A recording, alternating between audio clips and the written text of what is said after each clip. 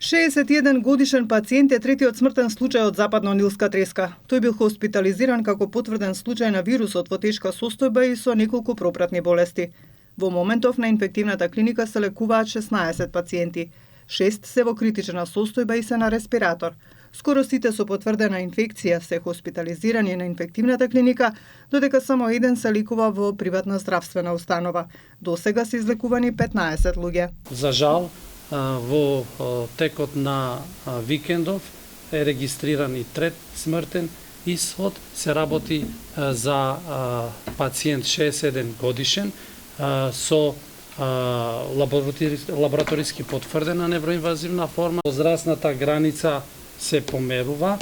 Најмладиот пациент е 25 годишен. Најмладиот пациент, иако е со тешка мозочна инфекција, сепак е во добра здравствена состојба.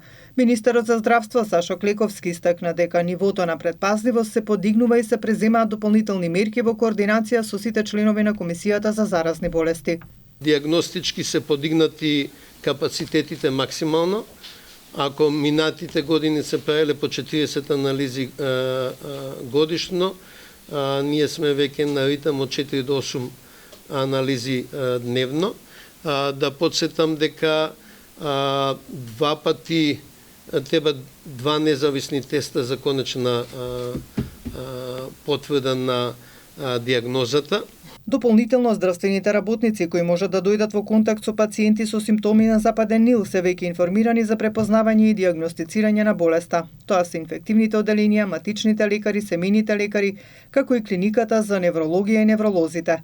Клековски нагласи дека треба да се прави разлика меѓу местото на живење на пациентите и местото каде што реално се заразиле со вирусот. Исто така ќе се лоцираат и застоени води при што ќе се врши дезинсекција, но и ќе се прави вонредна контрола на слободната живина покрај каналите, посебно на угинати гаврани кои се преносители на вирусот.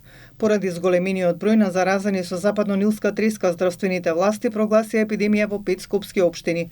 Апелираат граѓаните да бидат внимателни и да се заштитат од комарци, доколку почувствуваат висока температура, вкочанет врат, главоболка, дезориентираност и омалаксалост, веднаш да се јават на матичен лекар.